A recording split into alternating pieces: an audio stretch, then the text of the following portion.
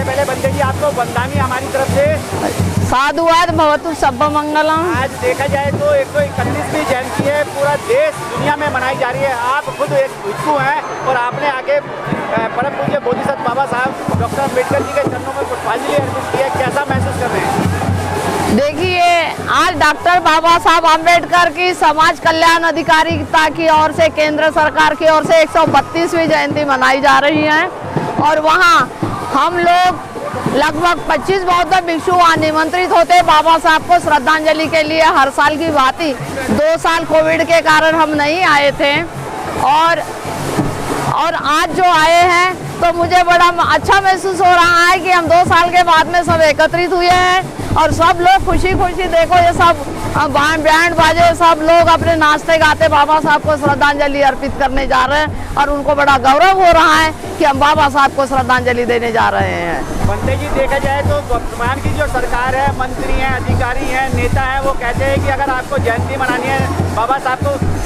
नमन करना है तो अपने घर पे कीजिए, अपने पार्कों पे कीजिए, यहाँ आके क्यों भीड़ करते हो? देखिए, यहाँ आकर करने के लिए कारण है, जहाँ बाबा साहब की प्रतिमा पार्लियामेंट में नहीं लगी थी, ना चित्र था, बीपी मौर्य नहीं रहे हैं। सन 62 में भी उन्होंने कांग्रेस की जमानत जब्त करके वो रिपब्लिकन पार्टी से अब चुनाव में जीत कर आए थे। उन व्यक्ति ने ये बाबा साहब पे पार्लियामेंट में मूर्ति लगाने के लिए सबने जेल भरो आंदोलन किए हैं। तब कहीं यहाँ पार्लियामेंट में, और तभी कहाँ है कि सारे लोग जाकर पार्लियामेंट में ही बाबा साहब को श्रद्धांजलि दे, जितने भी दिल्ली के लोग हैं, क्योंकि एक जगह ऐसी है आपके लिए, ये मंदिर है और यही से सारे तुम्हारे समाज के जो शोषण के दरवाजे खुल सकते हैं। इसीलिए तुम्हें सत्ता पे जाने के लिए पार्लियामेंट में बाबा साहब ने इशारा कर दिया है और वही मूर्ति बीपी मौर्य ने लगाई है। देखा जाए तो पिछले 2010 से मैं इस मेले को कवरेज करता आ रहा हूँ मीडिया के माध्यम से और मैं देखता था कि हर साल कारवां बढ़ता जा रहा है, सरकारें घबराने लगी। 2017 से जब से जो है भाजपा की सरकार आई है, उसको इस बात का डर हो गया कि ये अम्बेडकरवादी संसद में कब्जा न कर ले, इसलिए उनको रोकने की कोशिश की जाती है। क्या कहेंगे इस बात को लेकर? देखें, हम इस देश के निवासी हैं, हम सब एक रहना चाहते हैं। हम देश को बाबा साहब ने भी टूटने नहीं दिया।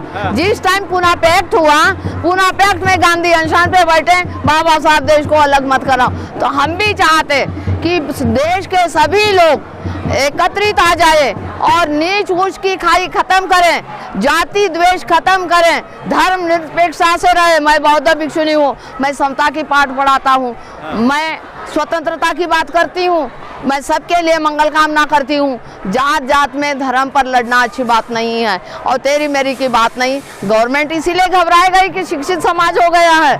बाबा साहब के डॉक्टर, इंजीनियर, IAS, IFS बहुत सारे लोग बने हैं, तो इसीलिए शिक्षा आ गई है, उनका शोषण हो नहीं रहा और वो शिक्षा अपने अधिकार को भी समझ गए हैं और आखिर ये जानबूझकर लड़ाते हैं। किसी की मूछ के चक्कर में वो बवाल फैला देते, किसी का आप हाथरस कांड देखा है या नागल राय का भी कांड देखा है, हमने वही किया है। तो यहाँ बहुत सारा भेदभाव हो रहा है, तो हमारे लोग शिक्षित हो और पार्लियामेंट में जितने ज़्यादा लोग जाए उतनी अच्छी बात है। बंदे जी, आप शिक्षा की बात कर रहे हैं, लेकिन इस सरकार ने हाई एजुकेशन की बात करें, MBBS डॉक्टर की बात करें, MPhil की बात करें, PhD की बात करें या इसके अलावा और किसी शिक्षा की बात करें, वहाँ सब आरक्षण खत्म कर दिया, तो कैसे इस देश का युवा शिक्षित हो पाएगा?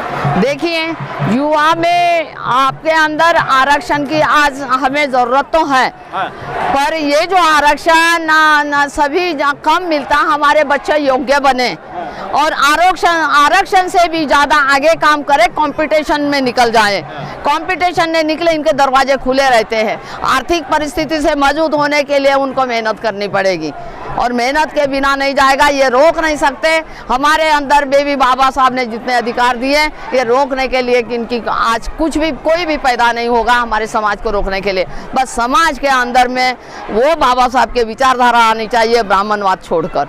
अगर बाबा साहब को समझेंगे तो बाबा साहब को जिन समाज को रोकने वाला तैयार नहीं है। जी, केंद्र की सरकार हो, राज्य की सरकार हो, वो मंदिरों का निर्माण में लगे हुए हैं। क्या आपको नहीं लगता मंदिर बनाने से भिखारी पैदा होंगे? ये सत्य बातें हैं। कॉलेज बनाने से अधिकारी पैदा होंगे, इसलिए ये सरकार राजे भी पैदा हो गए। हाँ, स्कूल नहीं बनाना चाहती, मंदिर बना रही है। देखिए मंदिर बनाना, मंदिर में वो भिखारी पैदा होते, सारी भिखारी की लाइन लगा। मैं तो कहते भीख मांगने वाले को पैसा मत दो, भिखारी बंदा हो गए। रोडों पर सारे रोडों भी भीख मांगते हैं, उनको जेल में डालो, उनको खाना दो और उनको बंद करके एक जगह उनका काम करो। तो ये जानबूझकर मंदिर बनाकर भिखारी पैदा करके इनके जो पूंजीपति है ब्राह्मण लोग, वहाँ पुजारी होती, कोई शेड्यूल कास्ट वहाँ पुजारी नहीं, कुछ नहीं, वहाँ कोई कंपटीशन नहीं है। वहाँ जो है जी जात में से पैदा हुआ ब्राह्मण वही पूजा करेगा और वो मोटा बनेगा और ये भिखारी बनते रहेंगे।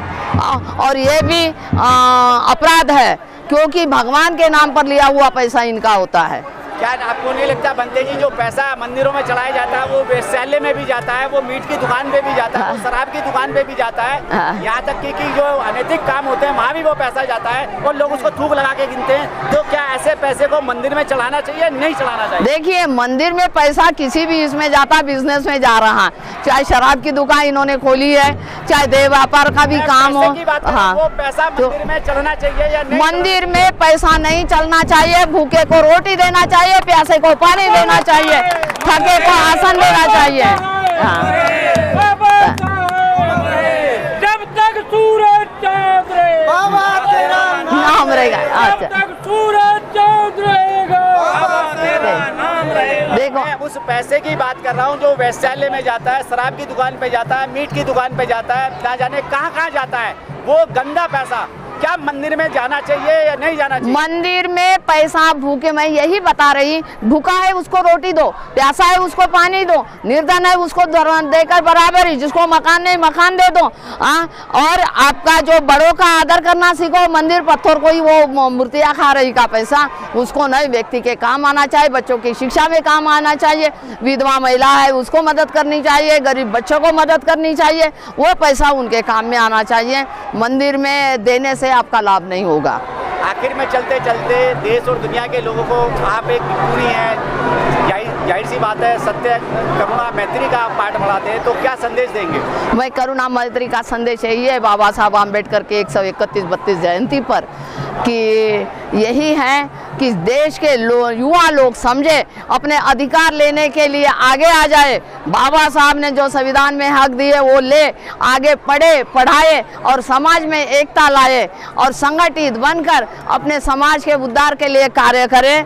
तभी आपका जो संदेश, और यही मेरा संदेश है कि आज देश का युवा है और युवा आगे आए, बाबा साहब के जो कारवा को आगे ले जाने के लिए काम करे। बहुत बढ़िया, बहुत बढ़िया। चलिए बहुत बहुत साधुवाद, धन्यवाद।